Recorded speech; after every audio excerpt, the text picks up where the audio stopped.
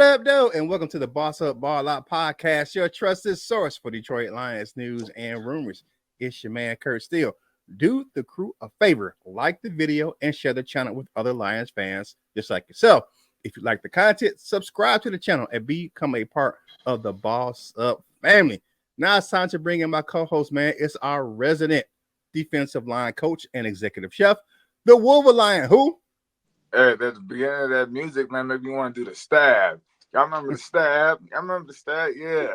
It's my coach, Mike Jones, going on, Lion fans. And it's the pride of Yaktown, the curator of Thirsty Thursdays on Instagram, my man, LL Cool Torrance.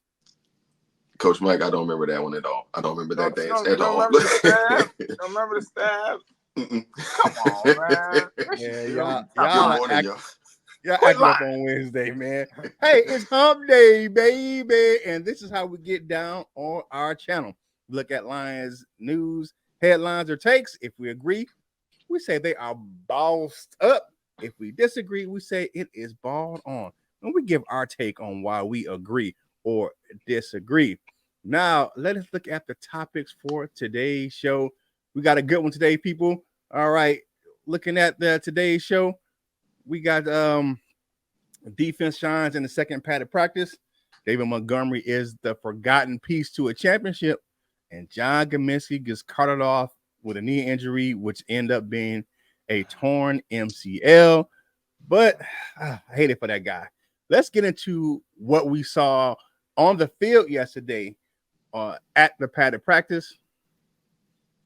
The defense shined, man. They put the offense on notice. First interceptions during the team period. And what that entails is that the defense stepped it up on day 2 of the padded practice, man. AG's groups were flying around, making plays, and it took a while for them to kind of catch up to Ben Johnson's offense, which isn't easy to do because guess what? They're a top 5 offense anyway. So today, the new look secondary finally got to the quarterbacks and team drills, picking off 2 passes, and a third was by linebacker Derek Barnes, who took one away from Jared Goff, just like he did Baker Mayfield in that NFC divisional game. Detroit's defense has been stout against the run over the first 2 days of the padded practice, stopping a powerful attack and keeping the offense out of the end zone during the team periods. For most of the day. However, the offense is not to be denied. Ben Johnson ain't no punk. He may not say a lot with his words, but he says a lot with his actions. And he turned up the heat in the 2 end of game situational drills on the offensive side of the ball. The team scored on a drive powered by Goff, J-Mo, and a touchdown by St. Brown. And the second unit came out with Nate Sudfeld. We Sudafed be killing me sometimes, but he led that second unit offense down the field and scored on a 25-yard touchdown pass to Caden Davis to end the day. The defense ruled the day, but the offense came through in the end. Even my man John McEnroe over at Detroit Sportscast was like, man, the offense was sucking today. Then he had to come back and say, well, until the end of practice. And then the name I keep hearing, because on the offense, I keep hearing Darius Fountain. But on the defense, I keep hearing that second round pick in his Rakestraw. He continues to show up with the pads on. He picked off Hendon Hooker with one of the 3 interceptions by the defense, and he dropped another one later on in practice. I am encouraged. I don't know about y'all, but I'm encouraged by his development since his return from spring workouts. And he's made it a point to take a professional approach to his craft, like his draft mate Terrion Arnold. The two are tied to the hip with each other, man. They call each other best friends. They watch film together and work on techniques on their off time. I believe the future is bright for the Detroit Lions secondary. Now, I'm gonna have to take it over to you guys, man. Looking at the defense, man, they finally caught up. Do you think it's more aggressive play, or do you think that they actually are coming into form and actually gelling? So I'm going to take all of the above, but what do you guys think? I'm gonna say it's bossed up for me. I like what the defense is doing, so I'm gonna kick it to LL first because we're gonna say the defense question, the hard defensive take from my man Coach Jones, who's a defensive coach.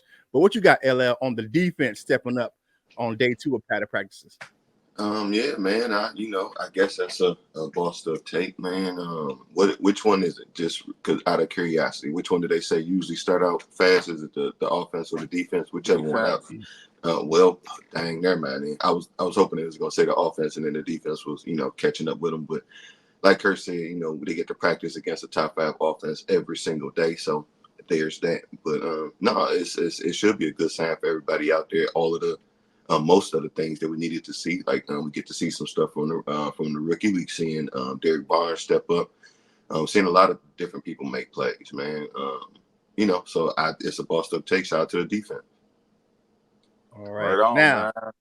I gotta speak to you, Coach Jones, as a defensive coach. What are you seeing from the Lions defense right now? Well, first off, the defense is reactive, right? Offense is more timing, right? They have to make stuff happen. The defense goes and attacks, and it's always more natural to attack. That's why they always say defense has a leg up, because offense has to work out those little timing issues, the little route issues, the blocking schemes, you stepping together with the block. Some guys might kind of step to the block, but they're not stepping together on those wedge blocks. So the defense is reacting to everything the offense is doing, and being a reactor is a lot easier than being a person who's working on timing. So, and then Ennis Rakestraw he's out there, he's with TA all day long. They're studying, they film. TA's gonna be the starter. Rakestraw's like, listen, bro, I'm not no number 2. You know what I'm saying? I'm not no hand-me-down, bro. You finna lose your spot, somebody. So he's just out there playing, man, and I love the defense, man. I like offense. I'm an offensive guy too, but I love the defense, man. All right. Hey, do us a favor. Like the video, share the video, and comment on the video. And shout out to a special guest yesterday, Marissa Tigney of the Heard That podcast, man. She had some great takes yesterday. We had some fun on the show yesterday. So shout out to her. Go check out that Heard That podcast, man. You can follow her on X at Lovely Marissa T. So go ahead and check her out over there. She does a wonderful job, man, with just sports in general. But she's a Lions fan. She's from Lansing. I thought she was from Detroit, but she's from Lansing. She cleared it up yesterday. But loving what we got out of her yesterday and her takes, man. So go check it out. And for just to kind of close that defensive thing out in Rakestraw and Arnold, one thing I did see yesterday is about how AG is coaching TA. He's coaching him hard. There's no slacking off of it. He's very hard on him. Even his teammates, Kirby Joseph, calling him out in front of the whole secondary, saying, hey, man, you got to make that play. So, and then going against guys like J-Mo and St. Brown, every practice is only going to make him better. Is you throw a rookie against a top 5 offense, man, he's going to struggle right out the gate. So I'm loving what I'm seeing out of Taron Arnold as well. Now it's time to kicking on over, because my man Coach Jones talk about somebody who is getting forgotten in the Lions offense. What you got, Coach Jones? Well, we hearing a lot about J-Mo, and we hearing a lot about Jahmyr Gibbs and Sam Laporta, but you know what? Who we forgetting? We forgetting about David Montgomery, man. David Montgomery, when he was in Chicago, was the everything back, man. He was a 1,000-yard rusher. He catching passes out the backfield. And we as Detroit Lions fans should know, because David Montgomery went ham against us every time they played. We forgetting about David Montgomery, man, because if we didn't have Jahmyr Gibbs, which I'm glad we do, but if we didn't have Jahmyr Gibbs, David Montgomery would be going crazy. I just don't want David Montgomery to be forgot about, man, because people say that, this is Jahmyr Gibbs' backfield, and I don't think it is. I think Jahmyr Gibbs will be allowed to go and move around, and he'll eventually come back to the backfield, but he's allowed to do other things because Montgomery there. You know what I mean? And Montgomery, I don't know if y'all been reading or not, but Montgomery put Jack Campbell on notice at practice. Okay, he hit him with the Heisman, and Jack Campbell landed on his ass. So y'all better now Jack Hamill's 6'5" and he about 240, 250. And Monty, you know what I'm saying? So you gotta remember who David Montgomery is, man. When he'll put that power on you, man. Like he's a dynamic back who can catch out the backfield, he can get to the outside, he can play in the pass game, he can run between the tackles with power. That's him, man. And I'm telling you, man, Montgomery cannot be forgotten about. I hope he doesn't get forgotten about in the scheme of things by the OC, man. So I just hope that us as fans just don't forget that David Montgomery is that dude, man. So I don't know, man. Y'all want that's for me. That's a double boss up take right there, man. Because I personally, man, I love David Montgomery, man. I hate him when he was in Chicago, but now he with us. He cool. Yeah. Yeah, I'm gonna have to get out a boss up take as well, man. Looking at what he did last year, David, or just what he's doing right now. David Montgomery is a pro's pro. He doesn't care about individual stats. The only one he cares about is the one in the win column. I agree. He's becoming overlooked, but if the Lions are to win the Super Bowl, he will be a big part of the offense, man. And I agree with you that he's not just a power back. Look at some of the runs he broke last year, man, down the field. The one that stands out the most for most people is one of the Chargers game, man, where he just took it, 80 yards to the house on a play that was busted because they called the wrong play. They had the wrong personnel in, and he just did his thing and went out there and took it to the house. So I agree with you wholeheartedly that he's becoming the factor of people saying overlooking him, but he's not to be overlooked. Montgomery is the man, and he's going to continue to produce in this offense. All right, my man LL, what you got, brother? Well, I agree with the take. It's a bossed up take, but I'm not so sure how much they believe it. Hopefully they all have good sense and understand that, I like how you said that he's a lost piece to a forgotten piece to a championship. That's how you can get there. I believe at points in that San Francisco game, we probably should have rode David Montgomery more. You got to ride the hot hand or whatever. They start to give a bulk of those carries to Jahmyr Gibbs. Not saying that they shouldn't. Well, maybe I will say that they shouldn't have had, because I feel like David Montgomery was having a better game at that point, or was just moving it a little bit better in certain points in that game. Probably would have helped us out. But of course, hindsight is 20/20. So whatever, that's in the past. But no, I hope that they use him. I hope that he's still the number one back. And not saying that Gibbs will be the backup necessarily, but just a 1-2. I hope that David Montgomery is the one, because he has it all. Like I don't want to repeat anything, but he can do it all. Catch, running through the tackles, running on the outside, got a little bit of speed, got a little bit of juicy to him. He can do it all, man. And it's my hope that they actually use him just a touch more. They both can get to 1,000. There's already talk that they have a goal in mind between the two. I don't know if it's ever been said, but in my mind, it's probably we both gonna try to get to 1,000 or something like that. Maybe both get to 1,000 or both get to 1,100 or 1,200 or something like that. But I believe they can do it with using them both as they should be used. So you don't necessarily have to modify the game plan too much. You can just use them as you should, and both could be able to get to whatever benchmarks they want to get to. So yes, I like David Montgomery, and I believe that he is going to be a big piece of this team going forward. Any success that we gonna have. Yeah, definitely. I agree with that as well, man. And if y'all didn't hear, it's a boss up take for me, definitely, with my man David Montgomery being that hitting piece to the Lions championship drive. Hey, like the video, share it with other Lions fans, just like yourself, man. I think Geronimo, that's just your cat name. People were asking what your cat name is, LL. Yeah, my bad. Yeah, yes, that's his name. That's it. Is he scratching or something right now? I hear him in the background. He trying to be on the show, man. We need to give him a mic or something. We need to get him mic'd up. You know what I'm saying? All right. Last topic for today is the terrible, terrible news that we heard coming out of the My Performance Center at Allen Park yesterday. LL, what you got, man?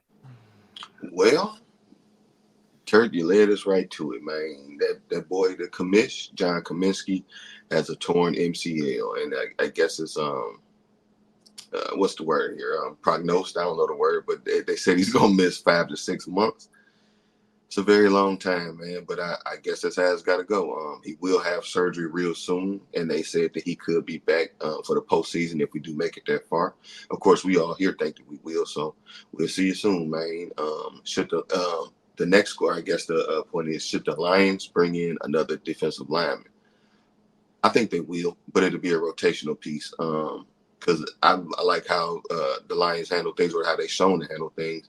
Is next man up. They try to promote from within. So I believe that we already heard that John Cominsky was on the working with the third team anyway, and some people believe that he might have been a roster on the roster bubble.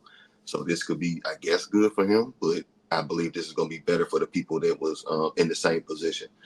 We were already getting to see Pascal out there. Of course, we heard that. Through reports from us at least, that Levi and the Rook, I can't think what's the name? Yeah, Wingo, Makai Wingo, have been working out on the edge, so working in his position particularly. So, they've already been working on that, but this is maybe it's better for him. He seems to get a couple nicks throughout the season, at least while he's been here. So at least he'll be fresh and ready to go when he gets here. But who could they add to the defensive line if they do? I'm not sure. I looked at a couple of the names. One of the guys that I actually like is Carl Lawson, but I believe he's coming off an injury. So whoever they do bring in, I believe it'll be a rotational type piece. And maybe y'all's friend, what's his name, Marcus Davenport, actually be able to get some playing time as well. And maybe he'll be able to step up and shut me up some. But see you, like I said, see you when you get well. Commish, what do you guys think about that? I'll take this one because I'm definitely got to say that the best take for last, talking about defensive line. I got to go to Coach Jones again. But for me, tough break for the commission. I don't think the Lions are in a panic right now to add another defensive lineman. Like you said, LL, they like to promote from within. Cominsky has been that odd man out of the rotation for the first and second team defensive line. With the development of Levi Onwuzurike and some of the other guys you talked about, Josh Pascal, Marcus Davenport, I don't think the Lions will bring in another player right at this moment. I think if they do bring in another player, I think it will be closer to the end of camp where they may be scrambling. But I don't think they're going to bring in another guy right now. I think they believe in the guys that they have, and they're going to stick to their guns because of the fact that he was just down the depth chart. John Cominsky was getting pushed out the way by some of the younger individuals that have some of the same skill sets that he has. You have Pascal can play defensive tackle and defensive end, and now you're looking at Levi Onwuzurike developing those same traits. And with Terrell Williams being at the helm of the defensive line, I'm not in a panic at all about John Cominsky, but I hope he gets well, and I hope he can make it back for the postseason. Now, with that being said, we got to kick it to our executive chef, be cooking up them takes on the defensive line, man. Yeah. The Wolverine, what you got, brother? I just want to start off by saying, man, it's an unfortunate accident that happened to John Cominsky. None of us wish anything bad on any player. But with that being said, John Cominsky, as I stated on a few shows back, that he was my odd man out. I just think that John Cominsky got lost in the shuffle because his effort that he gives is on 1,000. But that overshadows the fact that he lacks a little bit in the skill department. He reminds me of a guy who came here, and it's not because he's white, but he reminds me of a guy who came here when in 2013 with the Lions, man, and or 2012 with the Lions, man, and he's that same type of motor guy that keeps it going. But I think the Lions will bring somebody in probably after the first preseason game, because you're going to see your depth. And maybe if they're not happy with the development of some guys, they might bring somebody else in. I personally would hope they bring in Christian Wilkins since he's still he's still a free agent. But I know that's like far fetched, and he's gonna cost too much money. But Christian Wilkins is still he's still not signed. So, but John Cominsky, I'm sorry, man. We all pray for your speed recovery. Hopefully, you can get back in the playoffs. But he was my odd man out. So. Yeah, definitely. I think we've all said this some of the things on this show, this panel, that we didn't think that he was gonna be on the roster, just because of the fact that the emergence of some of the younger guys that are on the defensive line that are playing at a higher level.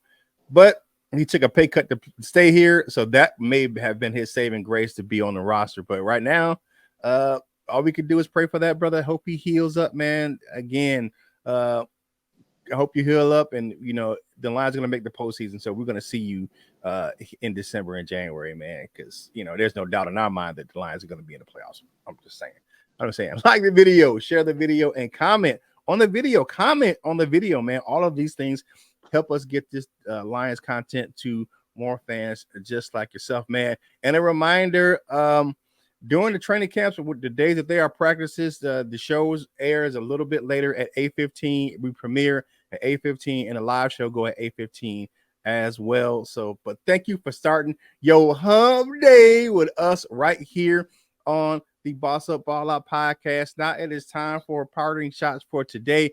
I'm gonna kick it to my man LL Cool Tonch, who's wearing the LL Cool J hat today. All right, what you got, my man? Didn't put that together. Good connection there, Kurt. But just to, and not to, no offense, unless it's to Christian Wilkins, he been signed. He in Oakland, man. But I'm happy Wednesday. Again, if y'all, ain't too many dollar conies around, find you a cheap coney deal and bag of chips and enjoy your day. All right, my man, Coach Jones, man, what you got to say for the people? You hurt my feelings. You know what, man? I can honestly say, man, that they're lucky in the NFL that they did away with 2-a-days, because we've had 2-a-days Sunday, Monday, Tuesday, and my body hurt, man. I'm not even gonna hold you up, and I'm not even out there. But we pushing through, man. I think the NFL has done the players a justice by limiting them in practice a little bit.